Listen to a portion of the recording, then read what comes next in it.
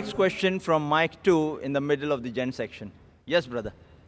अभी डॉक्टर जकीर नायक उसे इधर आके भाषण किया।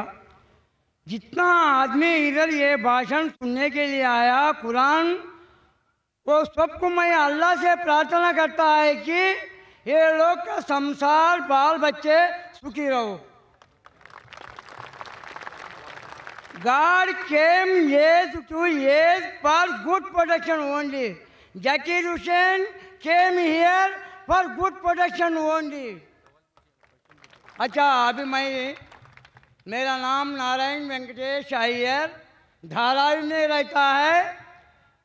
मैं हिंदू है, लेकिन मैं कुरान को मानता है, मैं बाइबल को मानता है, मैं गीता को मानता है। I look equal for all. लेकिन मैं डॉक्टर साहब को ये पूछना चाहता है, शेख सैयद मोल्ला पठान क्यों रखा? ब्राह्मण क्षत्रिय चंडाल शूद्र क्यों रखा? इसको आंसर अभी चाहिए। Brother, before asking his question, he says that there are lakhs, hundreds of thousands of people gathered here, and he wishes that peace be on all these people. Then he said that Dr. Zakir Naik has come here to give good message, and he's asking the question that he's a Hindu, but he has read and he believes in the Quran, he believes in the Bible, he believes in the Veda, and he's asking that why are there Pathan, Sheikh, Mullah, Brahmin, Kshatriya, etc.? As far as the question is concerned, why are there Pathan, Sheikh, Mullah? These are family names. Just because a person is a Sheikh or a Mullah or a Pathan does not make him superior to any other human being. The Quran says in Surah Hujurat, chapter number 49, verse number 13, Ya ayyuhan nasu inna khalaqnakum min zakrin wa unsa wa jalnakum shu'uban wa qaba'ila lita'arafu inna akramakum indallahi atqakum inna Allaha alimun khabir. O humankind, we have created you from a single pair of male and female, and have divided you into nations and tribes so that you shall recognize each other, not that you shall despise each other. And the most honored in the sight of Allah subhanahu wa ta'ala is the person who has taqwa. The criteria for judgment in the sight of Allah subhanahu wa ta'ala, it's not sex, it's not caste, it's not color, it's not age, it's not wealth, it is taqwa. It is God consciousness, it is piety. Just because a person is born in a mullah family or a khan family or a sheikh family will not take him to Jannah, but taqwa, piety, righteous deed, God consciousness will take him to Jannah. But this is the Islamic concept. In the concept of Hinduism, the Vedas say Almighty God created from the head the Brahmins, from the chest Kshatriya. Brahmin are the learned class, Kshatriya are the warrior class. God from his abdomen or his thighs created the Vaishyas, that is the business class, and from the feet the Shudras, that is the servant class, that is the slave. This is the concept of Veda. In Islam, no human being is superior or inferior because of birth. There is no caste system in Islam. It is there in Hinduism. And for more details why this is, you can refer to my video cassette, Similarities between Islam and Hinduism. Now coming to your question, first part, you said that you believe in Quran, you believe in Bible, you believe in Veda. I request the people, at least believe that one book is 100% the word of God. Not 2, 3, 4, at least one book. So the Christian will say, I believe Bible is 100% the word of God. The Hindu will say, I believe the Veda to be 100% the word of God. The Muslim will say, I believe that Quran is 100% the word of God. You, mashallah, believe in all three. Now, do you know there are many contradictory things in the Quran and the Bible and the Veda? Let's not discuss that. I'm asking you, today, at least follow what is common. At least what is common in the Veda, Bible and Quran which you believe, at least follow that. All these three scriptures say that God is one. This God has got no image. He has got no idol. He has got no picture. It's mentioned in the Bible. In the book of Deuteronomy, chapter number 6, verse number 4, Moses, peace be upon him, says, Shema Israelo, Adna Henza Nechad, Hear, O Israel, the Lord, our God, is one Lord. If you read the Hindu scriptures, It's mentioned in Chandogya Upanishad, chapter number 6, section number 2, verse number 1. Ekam evidityam. God is only one without a second. It's mentioned in the Svetasita Upanishad, chapter number 4, verse number 19. And Yajurveda, chapter number 32, verse number 3. Na tasya pratima asti. Of that God, there is no pratima. Pratima in Sanskrit means an image, a photograph, a painting, a picture, a portrait, a sculpture, an idol. Of that God, there is no pratima. Of that God, there is no image. Of that God, there is no photograph. There is no picture. There is no portrait. There is no painting. There is no sculpture. There is no idol. There is no statue. Quran says the same in Surah Ikhlas, chapter number 112, verse number 1 to 4. Qul wallahu ahad, Allahu samad, lam yalid walam yulad walam yakul lahu kufuwan ahad. Say there is God one and only. The absolute, the eternal. He begets not, nor is he begotten, and there's nothing like him. I'm asking the question, do you believe in one God, brother? क्या आप एक भगवान में मानते? मैं अभी तक भगवान एक ही मानता है। आप बुद्ध परस्ती में मानते हैं? ब्रह्म सत्यम जगन मिथ्या जीवो ब्रह्मैव न परः। आप बुद्ध परस्ती में मानते हैं? उसको क्या है? बुद्ध परस्ती। मूर्ति ये चीज नहीं मानता है। माशाअल्लाह, माशाअल्लाह। मैं रूप रेख नहीं मानता है। Brother believes in one God, does not believe in idol worship. एक अल्लाह बोले तो आ बोले तो पाप जाता है, ला बोले तो पाप को आने के देता नहीं, उसका नाम अल्लाह है। ये आपका डेफिनेशन है, ये पूरा डेफिनेशन नहीं है। रा बोले तो पाप जाता है, माँ बोले तो पाप को आने के देता नहीं, उसका नाम राम है। राम बोले तो आदमी नहीं है, आदमी रूपरेख नहीं है, रूपरेख को मानने वाला गॉड नहीं है। गॉड ओनली बिलीव, विश्वास, एक सत्य, एक प्रमाण में चलने वाला को गॉड एक संतोष देता है। आप one kind of your a god, doctor Zakir Hussain one kind of god, वो बुलाए तो इतना आदमी आया, लेकिन वो गॉड। आप जो भाई साहब बोल रहे हैं, आपके वेद में लिखा है, Rigveda book number 1, hymn number 164, verse number 46, एकम सत विप्र बहुधा वेदांते, God is one, truth is one, but sages call him a variety of names. आपने कहा कि डॉक्टर जाकिर नाइक गॉड है। डॉक्टर जाकिर नाइक गॉड नहीं है और हो भी नहीं सकता हूं। मैं गॉड का क्रिएशन हूं, मैं अल्लाह का बंदा हूं, मैं अब्दुल्ला हूं, अल्लाह नहीं हूं। क्योंकि आपने मुझे गॉड कहा, इसीलिए मैं गॉड थोड़ी बन जाता हूं। आपके साथ आप मुझे भी घसीट रहे जहन्नम में। मैं अल्लाह नहीं हूं, अब्दुल्ला हूं, अल्लाह का बंदा हूं। उसी तरीके से कोई भी इंसान अल्लाह नहीं हो सकता, वो भगवान नहीं हो सकता, ईश्वर नहीं हो सकता। इसी तरीके से राम एक अच्छे मनुष्य थे। आप अगर कहते हैं कि वो अवतार है, अवतार के मानी है अवत्र, मतलब खुदा ने भेजा, लेकिन खुदा नहीं, खुदा ने भेजा। तो आप अगर कहते हैं, if you say that Ram is an avatar, अंत्र means sent from almighty God, if you say that I have got no objection. If you say Ram is a messenger of God, maybe he is, maybe he is not, because our beloved Prophet Muhammad sallallahu alaihi wasallam said there were 124,000 messengers sent on the face of the earth. By name only 25 are mentioned in the Quran. Ram may be a messenger of God, maybe he is, maybe he is not. I cannot say for sure, but even if Ram was a messenger of God, even if Krishna was a messenger of God, he was sent only for those people and for that time. Today, all the human beings, whether they live in India, whether America, whether Canada, whether UK, whether Saudi Arabia, they should follow the last and final messenger, Prophet Muhammad, peace be upon him. I am not saying this. It is your scripture. अगर आप पढ़ेंगे आपकी किताब भविष्य पुराना पर्व 3 खंड 3 अध्याय 3 श्लोकास 5 to 8, भविष्य पुराना पर्व 3 खंड 3 अध्याय 3 shlokas 10 to 27 speak about Prophet Muhammad, peace be upon him. In Atharva Ved, book number 20, hymn number 127, verse number 1 to 14. Atharva Ved, book number 20, hymn number 21, verse number 6. Atharva Ved, book number 20, hymn number 21, verse number 7. Rig Ved, book number 1, hymn number 53, verse number 9. Speak about Prophet Muhammad, peace be upon him. He is mentioned as Ahmad. Ahmad means one who praises. One who praises is called as Ahmad. He's mentioned as Ahmad. If you read in Sam Ved, Uttarchik, mantra number 1500. In Sam Ved, Indra, chapter number 2, mantra number 152. In Yajurved, chapter number 31, verse number 18. In Rig Ved, book number 8, hymn number 6, mantra number 10. In Atharva Ved, book number 8, hymn number 5, mantra number 16. Atharva Ved, book number 20, hymn number 126, verse number 14. He is mentioned as Ahmad. He is mentioned as Narashansa. Narashansa means, Nar means man, Shansa means praise. A man who's praiseworthy. If you translate into Arabic, it is Muhammad.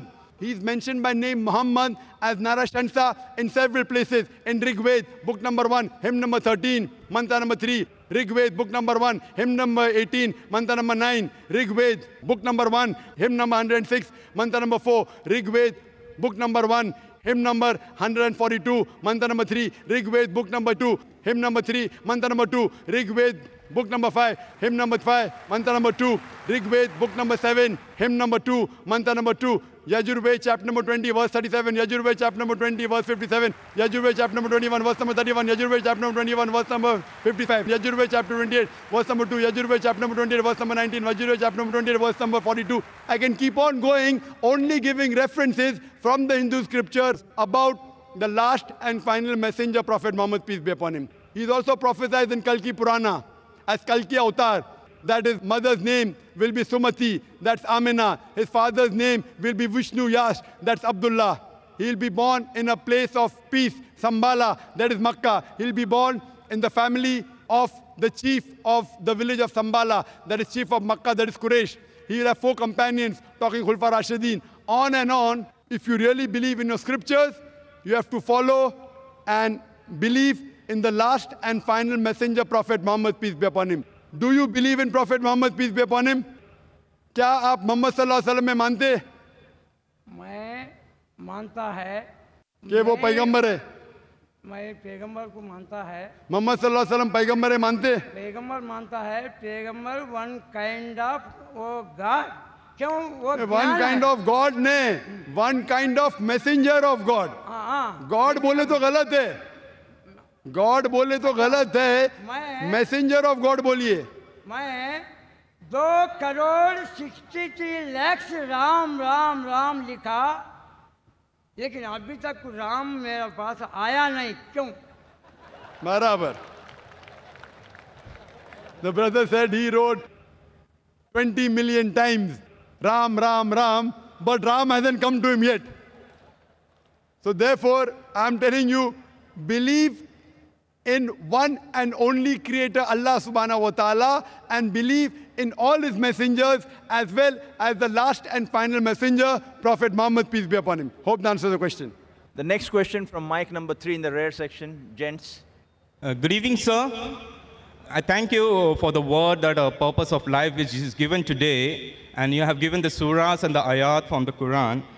Surah 1788 says, if all mankind and the jinn would come together to produce the like of this Quran, they could not produce it.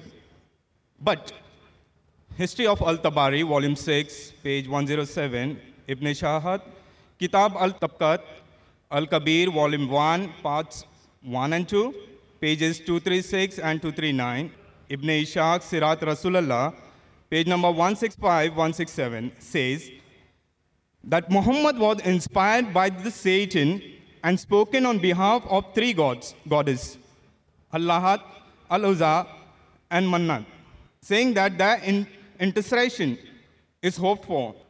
After some time, later upon receiving further revelation from angel Gabriel, that those verses were not from Allah, but inspired by Satan. My question is, this incident has several implications. The challenges of the Quran to bring the surah like it in Surah 1788 was actually met by those satanic verses in Muhammad's own time, right? Which in turn leads to the conclusion that the rest of the Quran, is this from Allah either? Brother, what's your name? I'm Danny, I'm a student. I'm studying on the book. Brother Danny has asked a very good question. Yes, sir. That he quoted Surah Isra, chapter 17, verse number 88, that says that if all the men and jinns got together to produce the like of the Quran, they will not be able to do it. That's also repeated in Surah Tur, chapter number 52, verse number 34, just to help you out. And I'll give you more references. But he said, quoting Tabari and etc., that this verse of the Quran was from Satan. Maybe you read it wrong. It was an allegation that people said these words of the Quran are from Satan, and immediately the revelation came of Surah Waqia, chapter 56, verse number 77-80, saying that this book is well preserved, who none shall touch except those who are pure. A book well guarded by the Lord of the worlds. This verse came to say that no one be able to touch the Quran in Lohe Mahfuz, in tablet well preserved, except the Mutaharin, that is the pure angels, indicating that the Satans can come close nowhere to the Quran.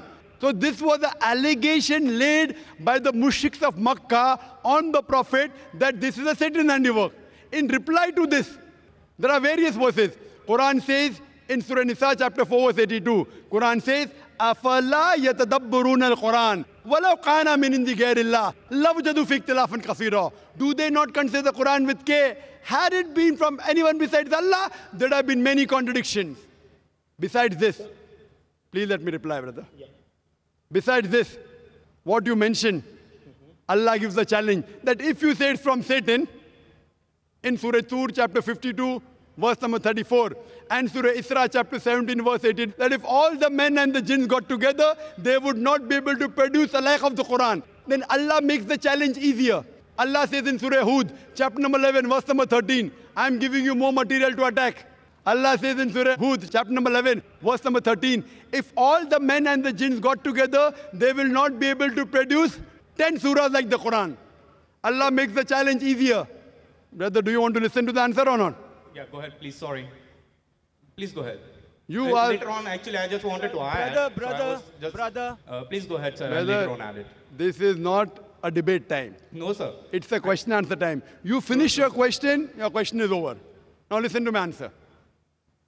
So should I add it? Then you give an answer that will be easy for me to understand. But why didn't you add it in the first place? Because it's now you're telling something, then I have to add it. So back. then you go behind the queue and then add. No problem. Go behind the queue and add. No, because there We were have to many give verses a, which was we have saying to, that. I'm many helping persons- you. Okay. Sorry, sir. Please go ahead. Furthermore, it's mentioned, Allah makes the challenge easier. Allah says in Surah Yunus, chapter number 10, verse number 38, that if all the men and jinn got together, they will not be able to produce a surah like the Quran. Allah makes it much more easier. In Surah Baqarah, chapter 2, verse number 23 and 24, Allah says that وَإِن كُنْتُمْ فِي رَيْبٍ مِّمَّا نَزَّلْنَا عَبْدِنَا فَأْتُوا بِسُورَةٍ مِّن مِّثْلِهِ. And if you are in doubt as what we have revealed to our servant, Prophet Muhammad, from time to time, produce a surah somewhat similar, مِّن مِّثْلِهِ. Not exactly, somewhat similar, مِّن مِّثْلِهِ. وَادْعُوا شُهَدَاءَكُم مِّن دُونِ اللَّهِ إِن كُنتُمْ صَادِقِينَ. And call forth your helpers and witnesses if there are besides Allah, if your doubts are but true. فَإِن لَمْ تَفْعَلُوا. But if you cannot, وَلَن تَفْعَلُوا. And of a surety you cannot. فَاتَّقُوا النَّارَ الَّتِي وَقُودُهَا النَّاسَ وَالْحِجَارَةُ أُعِدَّتْ لِلْكَافِرِينَ. Then fear the fire whose fuel is men and stones, which is prepared for those who reject faith. This is a challenge. It's a standing challenge. Many people tried to produce a surah like the Quran, but they have failed miserably. The language of the Quran is so divine, is so pure. Not that people didn't try. When the Quran was revealed, Arabic was at its peak. It was at its peak. The Arabs, they were proud of the language. Allah says, with your language, I have produced the Quran. Try and produce a single surah, somewhat similar, not exactly. And some surahs of the Quran, one surah is hardly 3 verses, hardly 10 words only. Many people tried, they failed miserably. If you think this is from anyone besides Allah, you try and produce a surah. That's a challenge. No one has done it. Neither can you do it. Hope that answers the question. Thank you. May I make a point clear? We cannot allow one questioner to dominate the whole lecture series in the question-hour debate session. But anyone who's interested in a long discussion, this is not the time because we have just 10-15 minutes left for the question-answer session.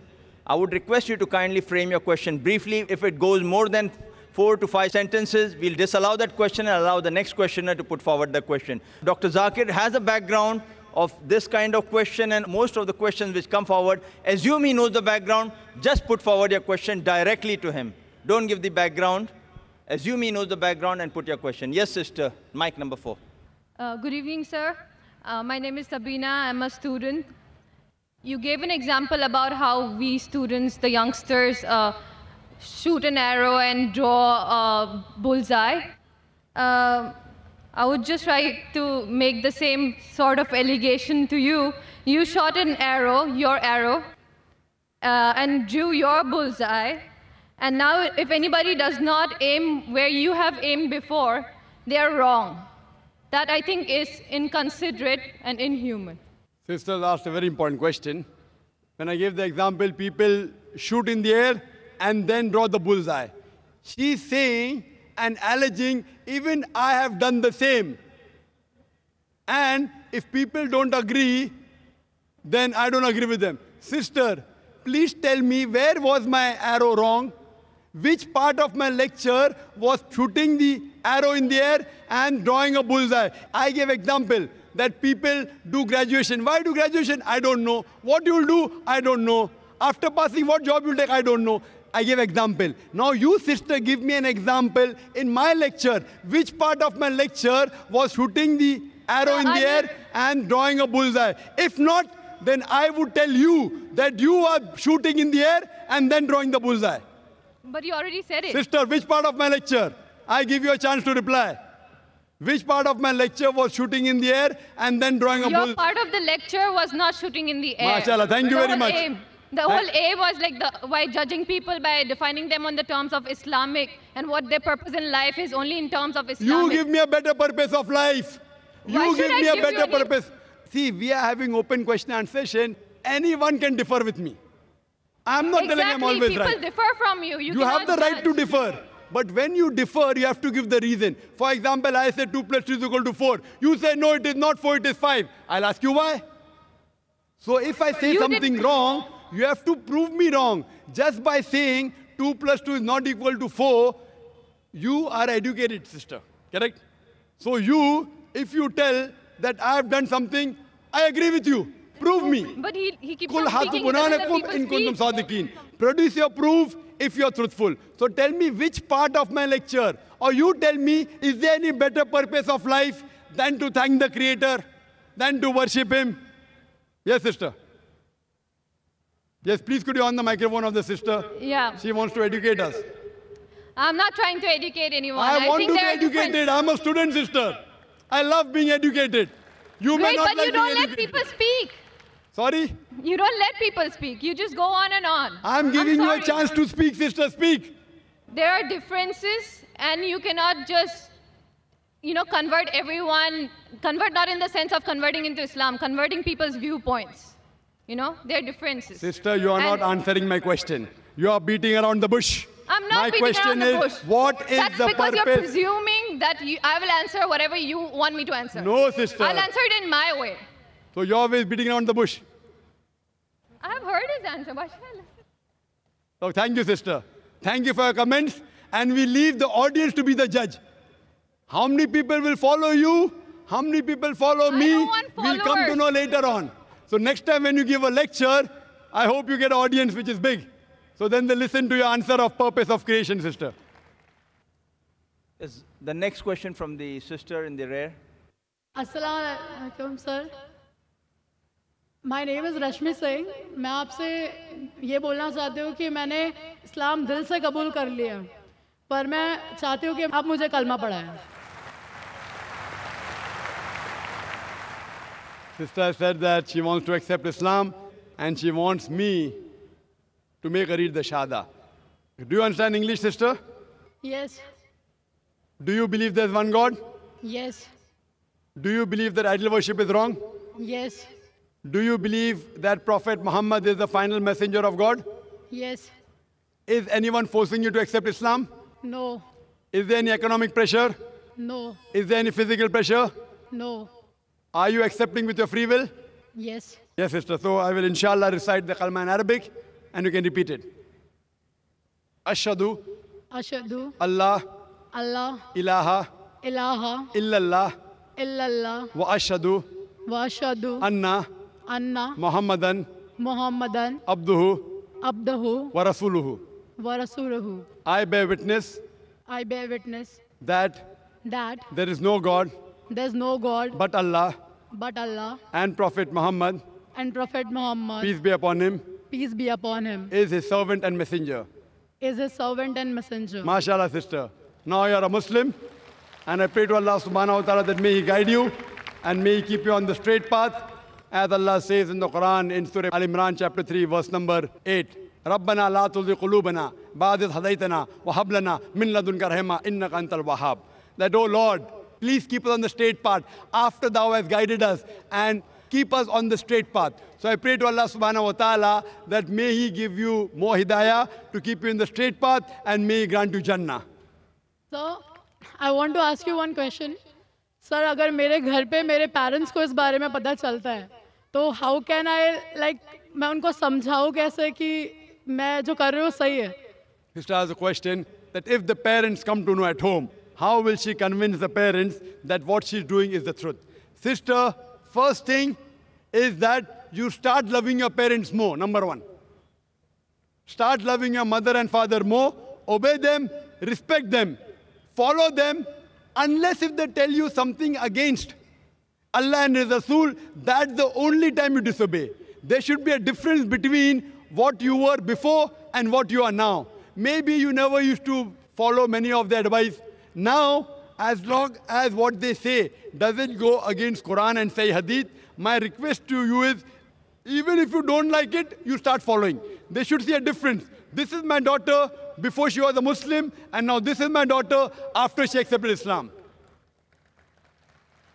If they find a change in you, they will start asking you, Arey, yesterday you weren't following me, now you're following everything what I'm saying. Immediately. Why? This is what the Quran says. This is what our beloved Prophet said, that paradise lies beneath the feet of your mother. In this way, you try and win them over. The Quran says in Surah Fussilat chapter number 41 verse number 34 that it is better to win over them, and it can be done with hikmah. Allah says in the Quran in Surah Nahl chapter number 16 verse number 125, Udu ila sabili rabbika bil hikmah wal mau'izatil hasana wajadil billati ahsan. Invite all to the way of thy Lord with wisdom and beautiful preaching, and argue with them and reason with them in ways that are best and most gracious. I would request you to give my DVD Similarities Between Islam and Hinduism to your parents, and inshallah it will soften their heart. And I pray to Allah subhanahu wa ta'ala that may He give hidayah to your parents also and to your family members. Thank you, sir.